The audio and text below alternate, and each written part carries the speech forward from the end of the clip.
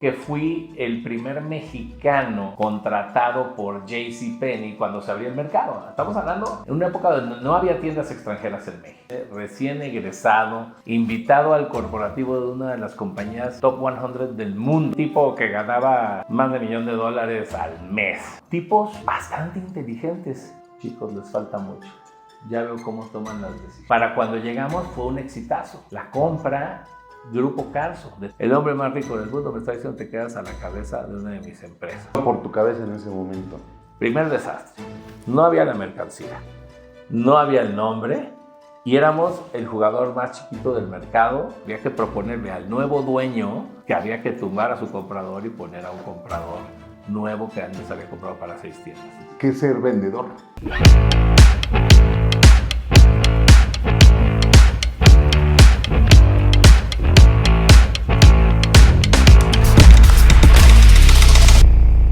Que hayas aceptado la invitación y que hoy nos estés acompañando aquí.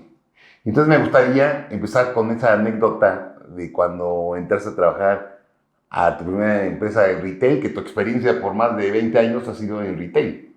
Entonces, platícanos esa anécdota, por favor. Pues Oscar, primero que nada, gracias por invitarme. Estoy seguro de que este podcast va a ser todo un éxito con los contactos y toda la experiencia que tú tienes en los temas que se vayan a tocar, empresariales y de gente. Pero bueno, pensé esta anécdota para compartirles, sobre todo a los más jóvenes de la audiencia, pero viene bien a cualquier edad. Los voy a O sea, más jóvenes es como de tu edad. Exacto, sí, sí, Okay. y menores. Pero bueno, les comento, por ahí de 1993, ya me están calculando la edad por ahí, pero les comento que fui el primer mexicano contratado por JCPenney cuando se abrió el mercado. Estamos hablando en una época donde no había tiendas extranjeras en México, ¿ok? Entonces, este retailer se estaba preparando para venir acá. Y bueno, una de las primeras cosas que hicimos fue estudiar el mercado de la frontera, etc. Pero la anécdota es, el primer día, ubíquense, recién egresado, recién salidito con tu trajecito, tu corbata, invitado al corporativo de una de las compañías top 100 del mundo. En ese momento eran 2,200 almacenes departamentales de más de 25,000 metros en todo Estados Unidos.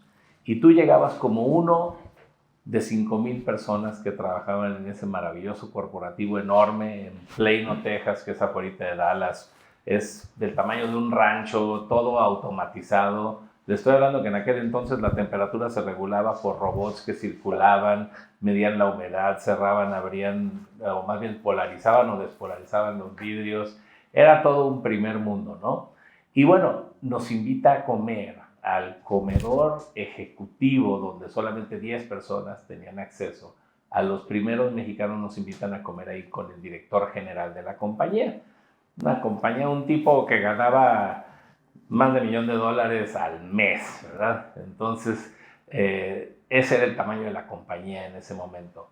Y ahí estábamos los recién egresados, ¿no? Y me toca a mí sentarme así como con Oscar, de frente a la mesa, meseros de guante blanco, menú, etcétera. Finalmente nos sirven y tenía 2 de mis compañeros, se habían graduado conmigo, tipos bastante inteligentes. Pero lo primero que hace el de acá es pedir el salero. Entonces le traen el salero, le pone sal. Y el de acá se lo pide, entonces pues le paso el salero, ¿verdad? Afortunadamente yo no le puse sal a la comida. Y la anécdota es esta, nos volteó a ver el director general y chicos, les falta mucho. Ya veo cómo toman las decisiones. Antes de probar, ni siquiera si está salado o está dulce, ya le están poniendo sal a las cosas. Entonces la anécdota es probar antes de actuar. Hay que estar alerta, hay que estar con los ojos, los oídos y los sentidos completamente abiertos a ver qué está pasando en el mercado antes de tomar acciones a lo loco que pueden salir mal y caras. Qué gran experiencia. Y además, eso me da mucha pauta para comentar de tu gran experiencia en el comercio en México, ¿no? Entonces, platícanos un poquito de todo ese trayecto desde JCPenney. Pues te platico. Mira, Ahí empezamos, varios, empezamos 20, de esos 20, 8 nos graduamos del programa de capacitación, un programa de capacitación súper completo, y de ahí fuimos contratando más gente, se hizo una bola de trainees, que llegamos a ser 40, se hizo un equipazo para venir a abrir a México, y bueno, hubo que escoger no solo entre gente que supiera, sino entre gente que supiera comprar, que supiera hacer recursos humanos, que supiera mercadear, todo lo que requiere una tienda, ¿no? Íbamos a empezar de cero. Había departamentales ya en México bastante evolucionadas, como Liverpool, como Palacio de Hierro, pero nadie en el segmento de clase media. Estaba Sears, pero la verdad no era un jugador relevante en ese momento. Veníamos a un nicho entre Sears y Liverpool, ¿no? Ahí se quería ubicar JCPenney. Liverpool en aquel entonces le tiraba más como a Palacio, era más como de lujo, no se había bajado a lo que conocemos actualmente. Entonces había ese nicho bastante importante para conquistar. Y bueno, hubo toda clase de experiencias, buenas, malas, regulares, pero lo que empecé a aprender desde ese negocio, y para no hacerles larga la historia de 11 años en JCPenney, ¿verdad? Por favor. Que el retail es un negocio de personas. Son personas las que compran. Podemos tener robots en las bodegas, podemos tener inteligencia artificial para analizar datos y todo, pero hasta hoy no ha llegado el primer robot que vaya de compras a una departamental y busque moda. Entonces estamos atendiendo gente. Siempre que se hable de retail físico, estamos atendiendo gente y hay que entender a la gente. Juntando con la anécdota de la sal, ¿verdad? Pues hay que entender a ese consumidor antes de venir como loco con prendas o zapatos o cualquier otra pieza de mercancía que le quiera uno vender, a ver qué necesitan y a ver quién está en el mercado. JCPenney lo hizo muy bien. Estudiamos el mercado 3 años antes de llegar, ¿no? Para cuando llegamos fue un exitazo. La compra, Grupo Carso, de tanto éxito que era, le hicieron una oferta a JCPenney y la vende, porque en Estados Unidos se le estaba complicando la situación. Y ahí viene el siguiente, que espero que por ahí enfoquemos la pregunta, una transformación cultural. Cuando una gran empresa mexicana, como lo es Grupo Carso, era la más grande, era el hombre más rico del mundo en ese momento. Todavía. Pues está en esa lista, ¿verdad? Pero en 2005 él era el top, ¿verdad? Y compra la empresa. Y dices, híjole, ¿y ahora qué va a pasar, verdad? Entonces, si quieres pasamos a la siguiente pregunta, porque la voy a enfocar en base a lo que pasó ahí. Ajá. Bueno, lo que hemos comentado es, te ha tocado vivir diferentes culturas, sí, con empresas nacionales e internacionales. Correcto. Entonces, ¿cómo has podido jugar con ese choque de cultura, no? Claro, a ver, te platico, volviendo al ejemplo donde estábamos. JCPenney la compra Grupo Carso, se va mi jefe, yo era el segundo de a bordo, mi jefe era un americano. Se va y me dice, bueno, pues te quedas a cargo, hay que recibir a los señores Slim mañana, ¿verdad? Yo ya me fui, yo no soy parte de la operación, pero sí se vendió con todo el personal. Entonces me toca recibir a las 8 de la mañana a Carlos Slim Sr., ¿verdad? Al hombre más rico del mundo, y presentarme y recorrer las tiendas y recorrer el corporativo y qué hacíamos. Y llega con su hijo, Carlos Slim Domit. Y bueno, dices, híjole, esto quién sabe, a lo mejor me van a correr hoy, ¿verdad? Yo no sé qué va a suceder. Y entonces, platicando con ellos todo el día y yo haciendo mi trabajo, ¿verdad? Me dijeron, tú haz tu trabajo de cualquier día, no tienes que hacer nada especial para nosotros. Gente muy sencilla, nada pretenciosos. Al final del día me acompañaron todo el día y me dijeron, oye, pues tú haces todo. Y le digo, bueno, sí, yo tenía un jefe, tomábamos las decisiones, revisábamos, pero al final, pues sí, me tocaba a mí analizar todo lo que estaba ocurriendo en la compañía. Entonces se voltean a ver y dicen, pues bien, ¿no? Pues no sabían ni de qué hablaban. Total, me quedo de director general. Entonces, lo que podía haber sido una catástrofe de que yo creía que a lo mejor perdía mi empleo ese día, el hombre más rico del mundo me está diciendo, te quedas a la cabeza de una de mis empresas, ¿no? Entonces, wow, dije, o sea, qué paso tan grande, ¿no? Ese es un primer cambio cultural. ¿Qué pasó por tu cabeza en ese momento? En ese momento fui, la libré. Pero el siguiente momento es cómo vamos a hacer que esto funcione. Ah. Y me tocó realmente tratar de que funcionara como JCPenney primero, la habían vendido y la habían comprado porque tenían problemas en Estados Unidos. Entonces, lo primero que hicimos, nos subimos en un jet privado y fuimos a dar a Plano, Texas, Carlos Slim Domit, una pequeña comitiva y yo. Yo era el contacto con la gente de JCPenney. Nos recibieron muy amables, nos sentaron a la mesa, más o menos de este tamaño, no éramos más de 8 personas, y les planteé a Carlos Slim Domit, el hijo del hombre más rico del mundo, que les quería seguir comprando la mercancía y el nombre. Y los gringos, como buenos ciudadanos corporativos, dijeron, no, si para eso la vendimos, no queremos el problema de México porque tenemos muchos problemas en Estados Unidos, no les vamos a vender más mercancía y el nombre lo pueden usar hasta fin de año. Tan tan. Entonces habíamos comprado, o había comprado el Grupo Carso, una empresa que era una cosa, se llamaba JCPenney, vendía productos que le encantaban a la gente en México, y de repente le estaban dando la noticia que compraste los fierros, no compraste el suministro de mercancía. Y entonces otra transformación cultural y buscar a la gente adecuada para armar un equipo de compras.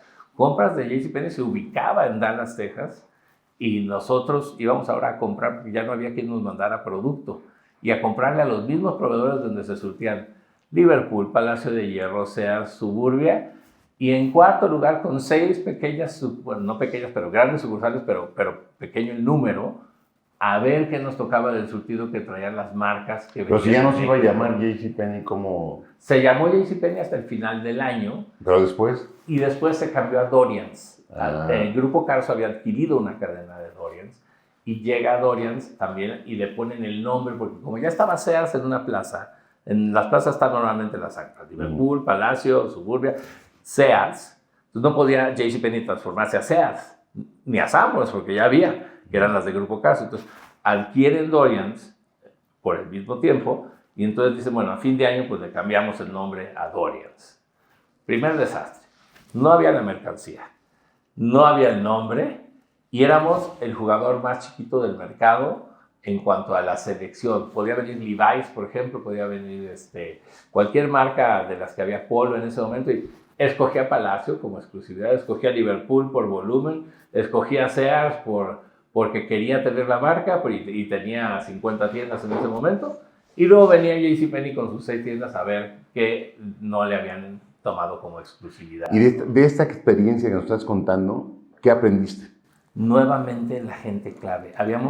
Estaba yo operando como cabeza de un negocio que operaba muy bien, yo sabía operar muy bien y yo había comprado en Estados Unidos y entonces hubo que armar un equipo de compras.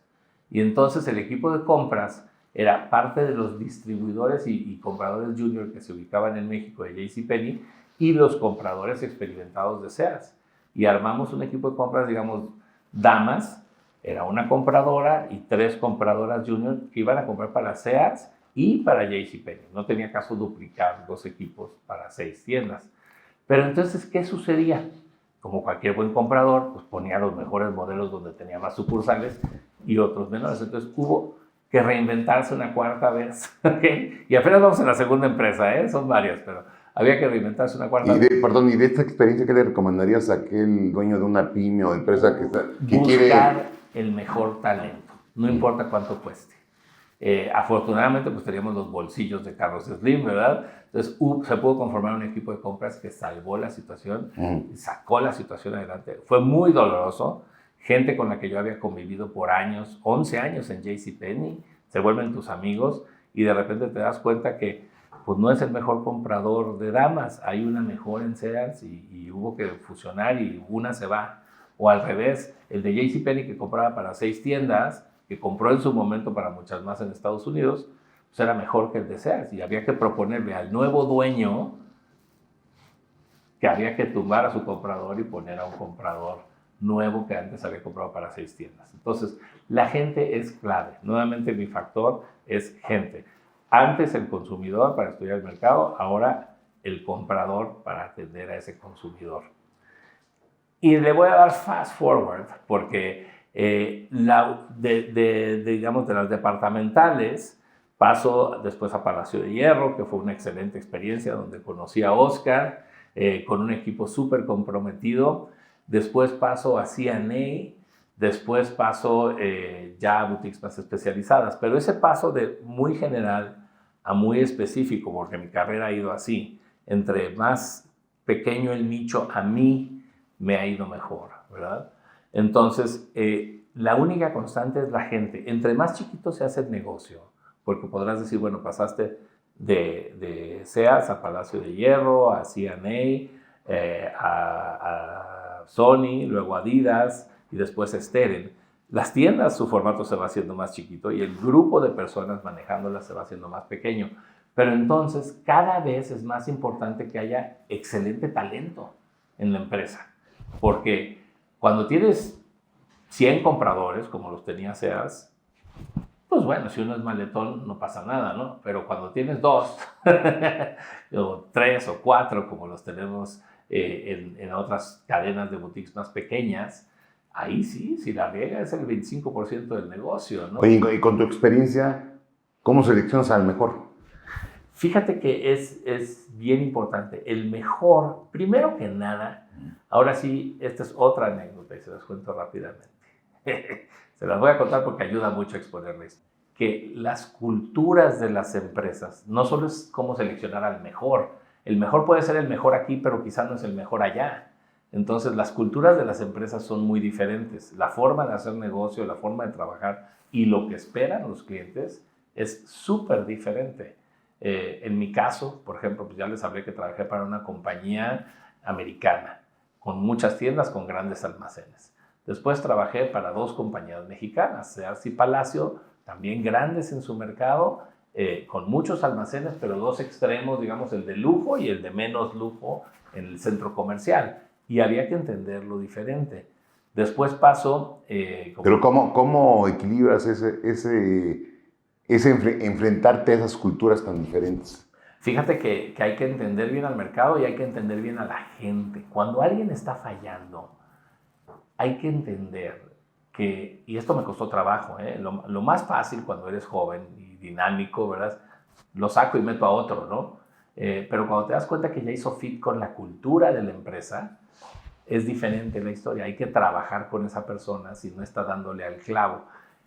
Es más difícil que una persona haga fit con la cultura y con su jefe que aprenda a hacer bien el trabajo. El trabajo puede haber alguien, un excelente ingeniero de calificaciones de 10, recién egresado del TEC, y te sabe hacer una hoja de cálculo mejor que nadie, pero ¿será el fit o no será el fit para la empresa? Entonces hay que compaginar la cultura también para encontrar al mejor. Y obviamente hay que ponerlos a prueba. O sea, este invento de entras 3 meses a prueba, pues no es así nomás por hacerle la vida de cuadritos a alguien. Es para ver si realmente encaja no solo en conocimientos, sino culturalmente, ¿no? Y bueno, continuamos. La cultura también es parte muy influenciada por el origen de la empresa. En el caso de Sony, pues una cultura japonesa súper metódica, pero además tradicionalista. Son una de las empresas icónicas del Japón. Trabajar en Sony es un motivo de orgullo. O sea, aunque les ofrezcan más dinero, no se van a otra empresa los japoneses, ¿verdad? En México les ofrecen un poco más y salen con un peso. Exacto. Entonces, también la cultura es muy diferente. O sea, ¿sabías? Bueno, van 2 anécdotas de Sony. Mi primer día en Sony, ¿ok? Llego, me presentan a mi jefe, pasamos una sala de juntas para platicar. Después de media palabra, casi que después del buenos días, se sale corriendo. Lo espantaste. ¿Qué pasó con este cuate? Es mi jefe, pero me dejó aquí plantado. Vuelve como a los 10 minutos con el director de recursos humanos de la empresa. Y le dice, no es lo que yo pedí. Ay, y yo así, pues bueno, se lo hice en inglés, o sea, lo entiendo muy bien. Me dice, es más grande que yo. Así, pero con una decepción. Yo en ese momento tendría 25, 28 años por ahí. ¿Y yo cuántos tenía?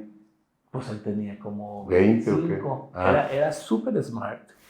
Había sido promovido de Japón para acá y todo, pero le llega alguien más grande que él y no podía su cultura comprender que iba a tener un subordinado de mayor edad. Hay muchas cosas en la cultura japonesa, no sé si han visto que hacen el bow, la reverencia. Normalmente por edad o por cargo o por rango se hace una mayor reverencia.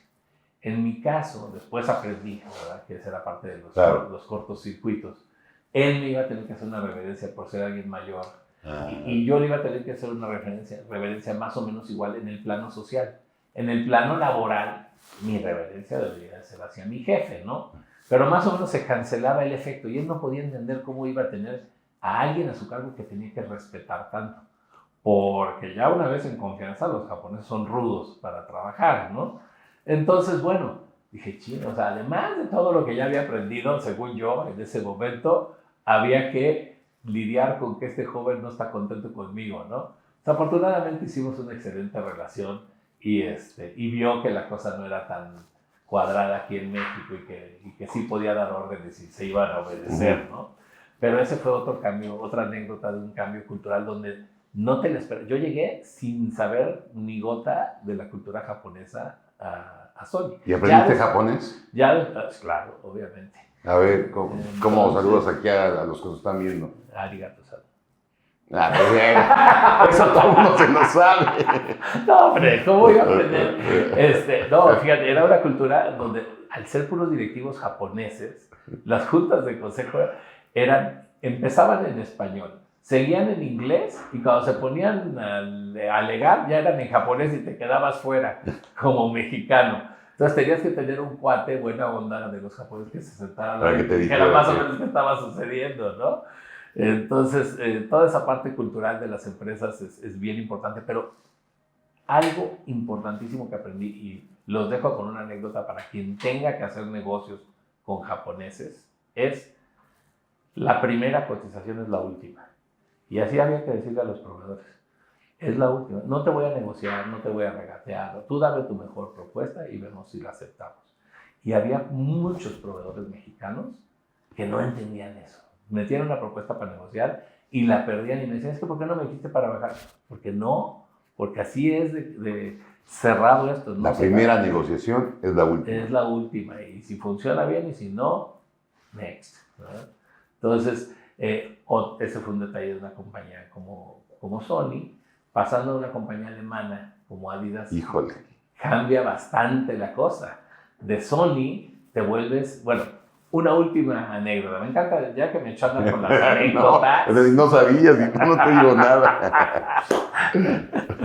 Los japoneses todo tenía que estar perfecto. Si ustedes recuerdan las tiendas Sony Style, que eran parte del negocio, había una en Antara.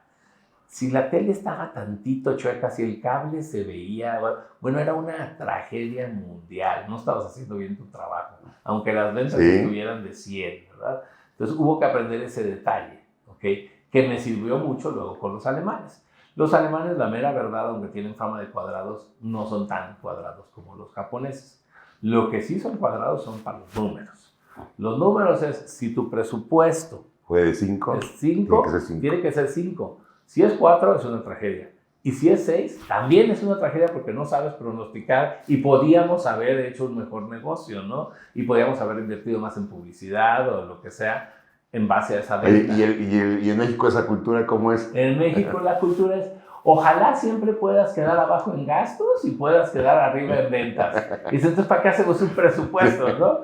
Pero bueno, es cultural y así funcionan bien las empresas mexicanas. Entonces hay que adaptarse hasta en esos detalles. Oye, con todo esto que nos estás contando, ¿tú crees que hay un ideal que debiera pegarse a una cultura o a otra en algunos aspectos?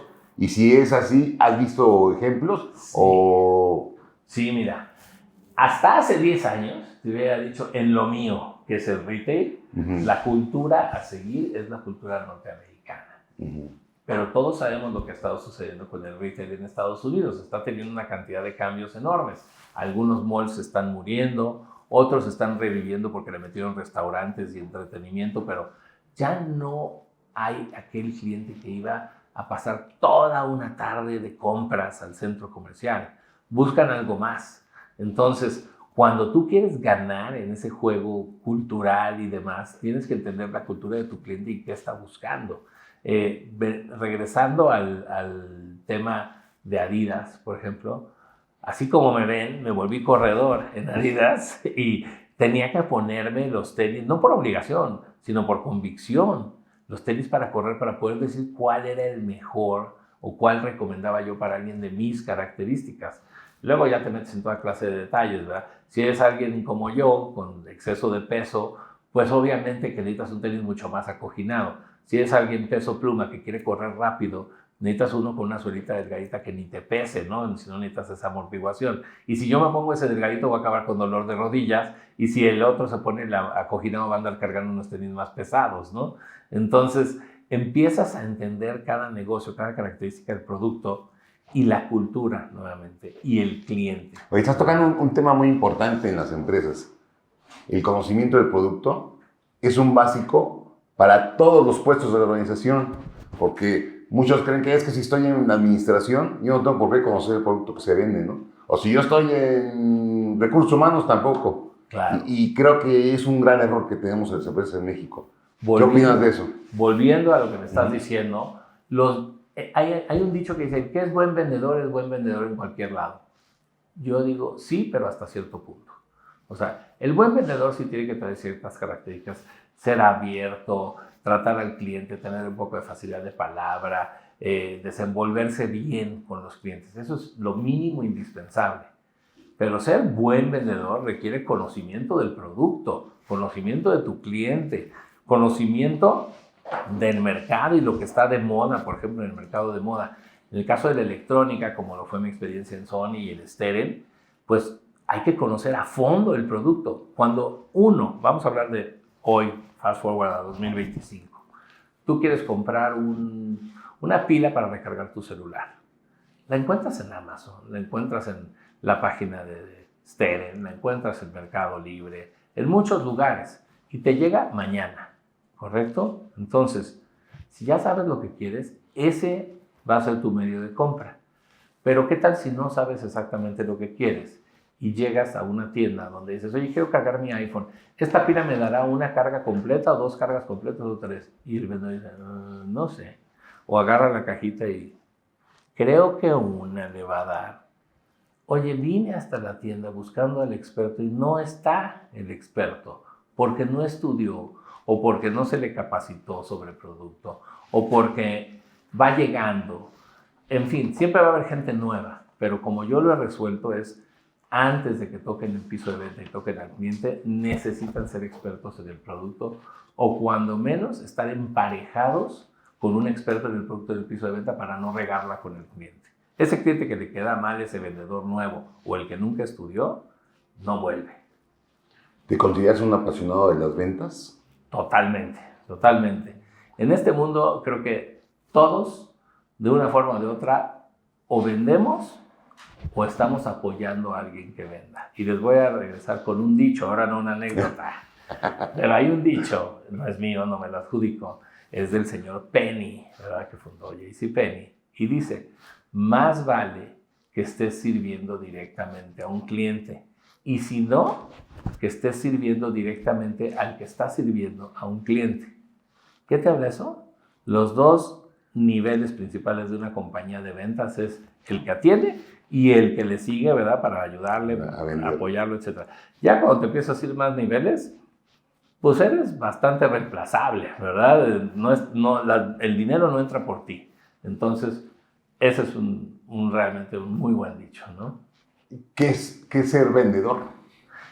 Ser vendedor es entender a tu cliente. Ser vendedor es, te voy a decir algo, no convencer de comprar, sino simplemente aclarar dudas. Yo tengo una metodología de venta que aplica en cualquier industria. Identifica, demuestra y cierra. Identifica el producto, identifica las necesidades, compagina esas necesidades con el producto, demuestra el producto. En electrónica puede ser conectarlo, ver cómo toma la foto la cámara, etc. En ropa puede ser que se lo ponga. Los que trabajamos en ropa, y Oscar no me dejará mentir, ya que lo metes al vestidor y se pone el saco, 99.9 de que le gustó y se lo lleva si es de su tamaño. Y si no lo es, se lo cambias por otro que le guste. Si lo metiste al probador... Oye, y ahora que tocas este tema, a mí me tocó ver en Londres que había ya vestidores donde había una pantalla y la pantalla tomaba tu figura y te ponían la ropa que tú ibas seleccionando en el catálogo. Correcto. Y tú decidías qué comprarte. Eso está padrísimo. Lo tienen en Londres, lo tienen ya en la Quinta Avenida varias tiendas, lo tiene Zara en algunas tiendas en España y en otros países. Y me parece maravilloso. Digo, le ahorra la fatiga de estarse quitando y poniendo ropa y le da una idea muy clara del look, ¿no? Pero volviendo al tema de identifica, demuestra y cierra la venta. Asegúrate que no haya objeciones. Si hay una pequeña objeción, o queda bien aclarada, o va a volver pasado mañana a devolver el producto. Entonces, el vendedor que va a la prisa y queriendo vender, pues básicamente tiene muchas devoluciones también. El que se toma el tiempo de aclarar las dudas y las objeciones, ese es el mejor vendedor. Fíjate que en el tema de las ventas hay el tema de los intangibles, que son más difíciles que vender lo que encuentres en cualquier lugar físico. Correcto. ¿Qué sugerencia nos puedes dar para este tipo de ventas? A ver, vamos a hablar de estos intangibles y les puedo hablar desde mi experiencia también. Claro. Yo fui vendedor de seguros, ¿ok? Y tengo mis clientes de seguro, tanto en MetLife como en GNP. Los seguros son un mundo que, un seguro de vida. Bueno, hay 20 tipos de seguros de vida entre las distintas aseguradoras. Un seguro para coche, hay diferencias. Hay que conocer tu producto para poderlo vender. Yo me especializo, si alguien necesita, en pólizas de $1 millón para arriba. Esas pólizas sí me dejan mucha comisión, pero hay que de dólares para arriba. ¿Cuál piensas que ahí es el argumento principal por lo que los convences? El argumento principal son varios, pero número uno, tienes que tener el mejor producto. Y no me voy a echar comerciales porque no se trata de comerciales, claro. Pero definitivamente hay uno que sobresale de todos en el mercado si vas a hablar de seguro de vida. ¿Okay? ¿Y por qué? Porque te permite una inversión en dólares, que si la manejas bien manejada con un buen asesor, se va a pagar sola la póliza y vas a acabar con una inversión en dólares muy fuerte. Entonces, igual en el tema de una conferencia, un tratamiento ahí de adelgazamiento. Exacto, todo eso es intangible y tienes que mostrar el resultado final.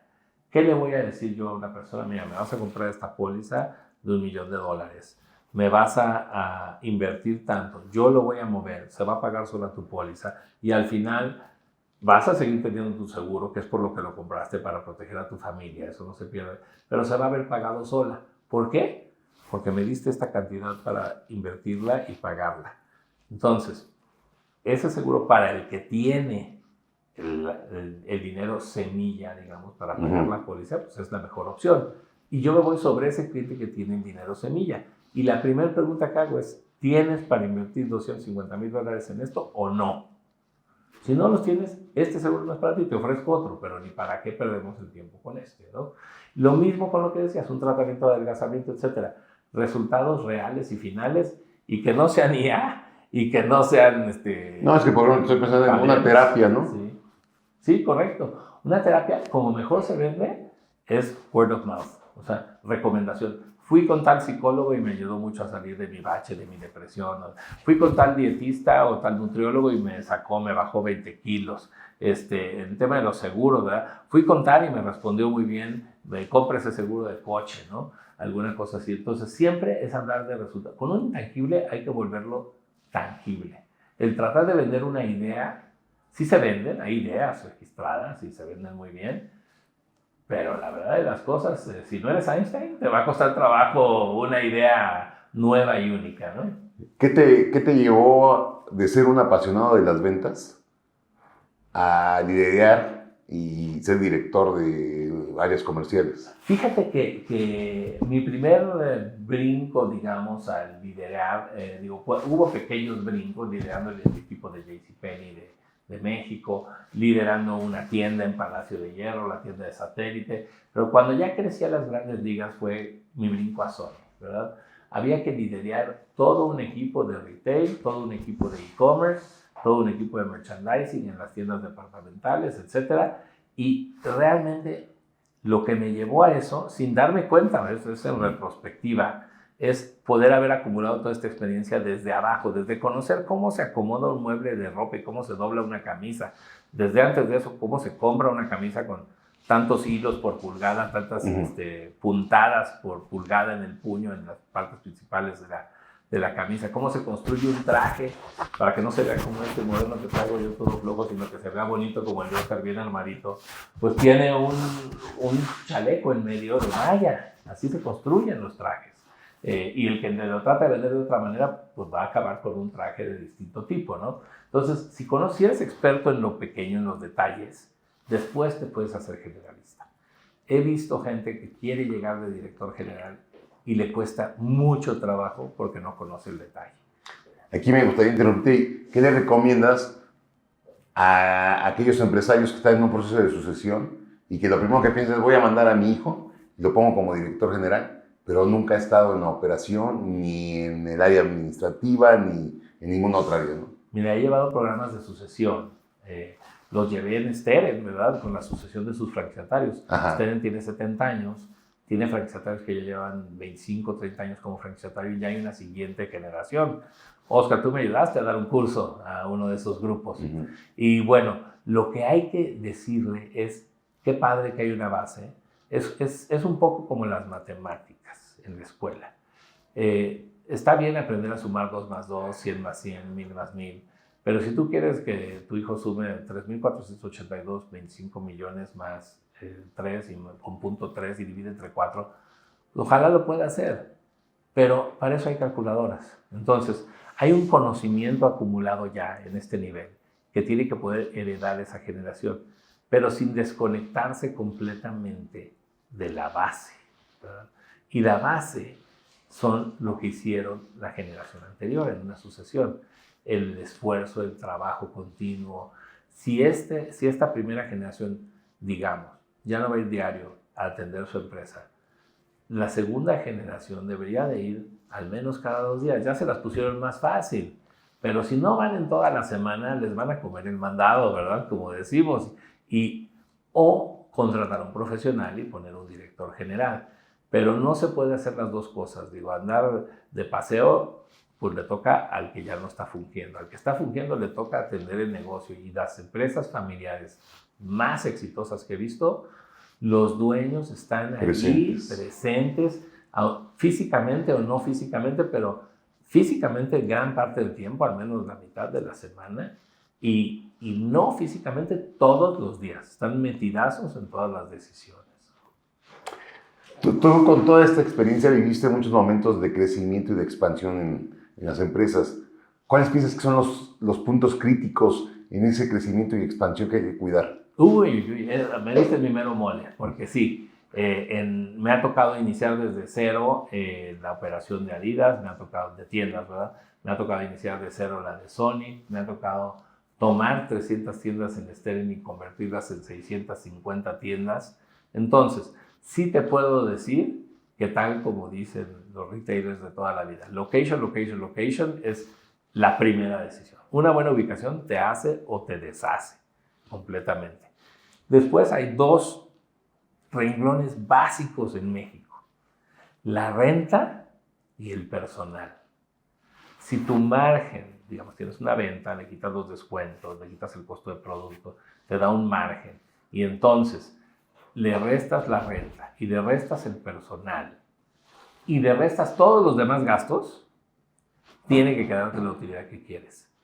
Si no, y me refiero por todos los demás gastos siendo exactamente proporcionales. Claro. Para tener una idea, sea grandote, sea chiquito el negocio en México, los costos de renta van entre el 5 y el 12%, y los costos de personal también entre el 5 y el 12%, y todo lo demás sumado entre el 5 y el 12%. Entonces, vamos a hablar de números. 12, 12, 12. Es 30. El peor escenario, ¿verdad? 36. Sí. Si tú sales con 30 de margen, que te están ofreciendo, a ver, me compras esto y lo vendes con 30 de margen, ¿es negocio o no es negocio? Pues no, porque no llegas al 36. Menos 6, vas a salir poniendo. ¿Qué necesitas? Yo quiero 10 puntos de margen, entonces necesitas salir con 46 puntos. Y eso si nadie te roba, si nadie te asalta, si no se incendia, etc. Entonces, que esos impoderales van a existir de una u otra forma. Exacto. No sabes en qué momento, pero van a existir. Van a existir esas, pero entonces no puedes salir con el 46, necesitas salir como con el 50 para quitarle 36 y que todavía te queden 14 y tener esos 4 por si querías el 10, ¿no? Yo tenía un maestro muy conocido, fundador de Telnor en Monterrey, ya murió, pero él tenía un factor, al final imagínense, era análisis de costos y análisis de negocios, ¿verdad? Y el factor, decía, bueno, ya borraba todo el pizarrón después de todo, pero muchachos, acuérdense del factor, y escribía un por 2. O sea, lo que calcularon de inversión por 2. Entonces, parece una locura. Y con los números como son. Pero pregúntale a cualquier empresario y siempre sale algo que te faltó. Ese por 2 muchas veces sí se viene necesitando, ¿no? Oye, y con todo esto que nos estás contando... Perdón, y la anécdota del costo es Jorge González Arce. Le tengo que dar crédito por su por 2. Tú estudiaste en el TEC de Monterrey, en Monterrey. Correcto. ¿Qué te motiva a venirte acá a la Ciudad de México y no quedarte en Monterrey? Porque pues, es un lugar donde hay empleo, hay progreso y hay oportunidades. Claro, fíjate que yo me gradué en Monterrey, ya había hecho un año de intercambio en Estados Unidos. Fui el primer contratado por JCPenney y primero que nada me lleva JCPenney a mi capacitación a Estados Unidos.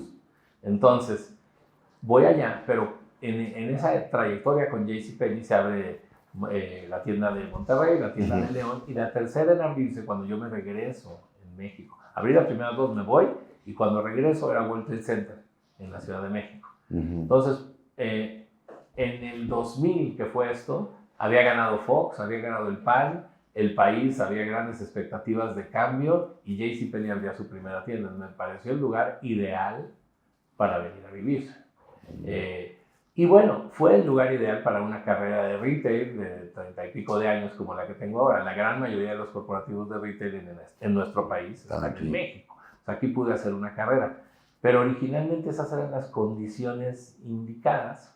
Y bueno, ya después vienen, porque no puedes separar lo personal de la carrera, ¿verdad? Claro. Vienen los hijos, estudian aquí hacen sus amigos, su vida, nosotros también, mi esposa y yo. Entonces, la verdad es que se volvió nuestro hogar y nos fascina. Yo creo que más que hay mucha gente que se queja de la Ciudad de México, yo no me quejo. Yo creo que siempre te da mucho más de lo que pierdes con el tráfico, la contaminación, la inseguridad, lo que tú digas y mandes.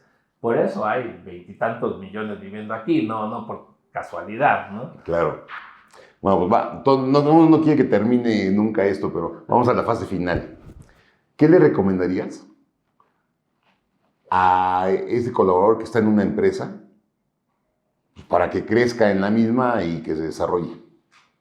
Con base en tu experiencia. Yo le hago una recomendación muy importante en base a mi experiencia. No es la única fórmula, es la que a mí me funcionó. ¿Okay? Yo creo que hay ciclos en las empresas.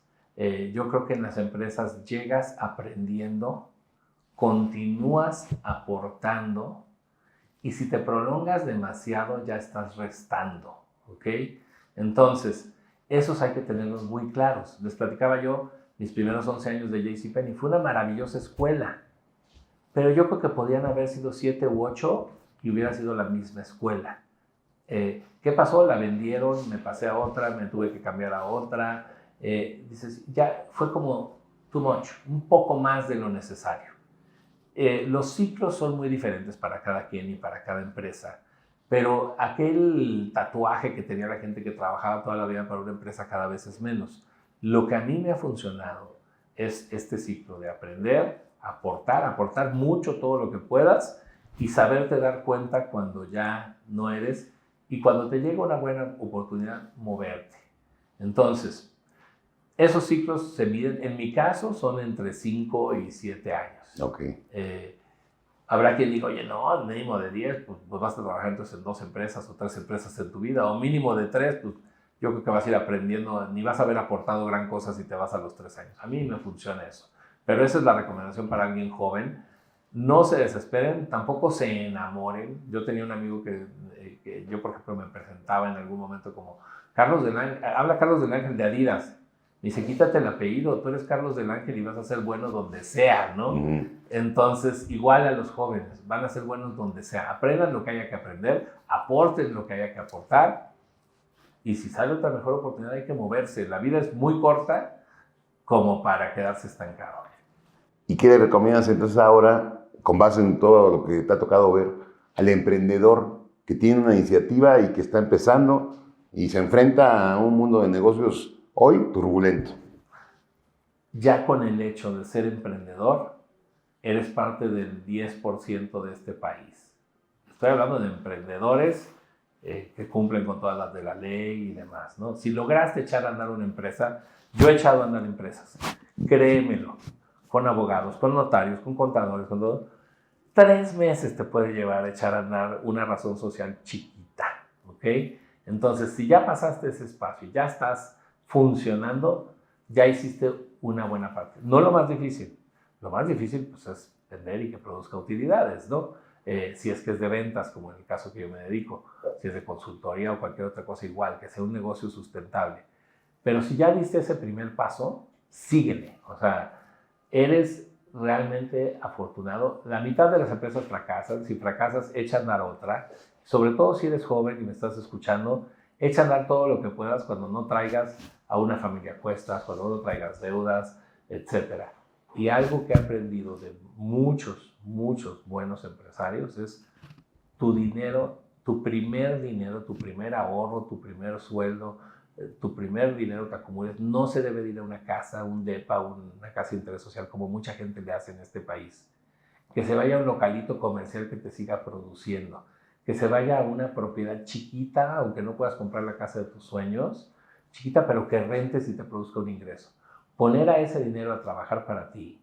Si eres un empleado, ganas un sueldo. Si tienes otro dinero trabajando para ti y ganando una renta o ganando una renta de un local o de una casa, lo que sea, vas a tener como alguien más trabajando para ti. Entonces, hay que poner al dinero a trabajar para ti. Y sí se necesita capital semilla, que yo le llamo. No puedes empezar un negocio sin dinero. Hay quien te dice, negocios de pura saliva, pues que me enseñen el primero, porque en todos se necesita algo para arrancar. Pero esa es la vida. ¿Y qué le recomendarías al empresario que tiene ya un negocio para ese proceso de crecimiento y expansión que está por vivir? Estar abierto a todo. Las reglas cambian y cambian rapidísimo. Lo que funcionó hace 10 años no necesariamente va a funcionar ahorita. Hemos visto cadenas enteras de tiendas, de restaurantes, de despachos que se acaban vendiendo, comprando, fusionando, porque no supieron adaptarse. Yo creo que hay muchas empresas que saben adaptarse. Les cuento el caso, por ejemplo, muy reciente en las noticias de Una anécdota. Liverpool. Liverpool está comprando Nordstrom. ¿Saben quién está vendiendo Nordstrom? La familia Nordstrom. La familia Nordstrom perdió fe en su negocio y Liverpool está viendo un negocio. Sí, a lo mejor las departamentales van en declive, pero este declive vale. Aquí va a haber ventas. Si logran mantener los gastos acá, esto es un negocio. Y el otro lo vende barato y el otro lo compra de oportunidad y les garantizo que le va a sacar provecho por muchos años. Quizá acabe cerrando, pero no hay que fijarse en eso, hay que fijarse en todo el camino, ¿no? Por supuesto. Carlos, pues qué gran plática.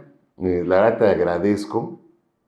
Para ustedes, pues hoy nos estamos dando cuenta de la importancia que es el poder equilibrar las diferentes culturas con las que tenemos contacto y además que tengamos esa capacidad de poder identificar esos problemas y los podamos ver como un reto en nuestras vidas, y por eso el creer para crear es un dicho muy oportuno.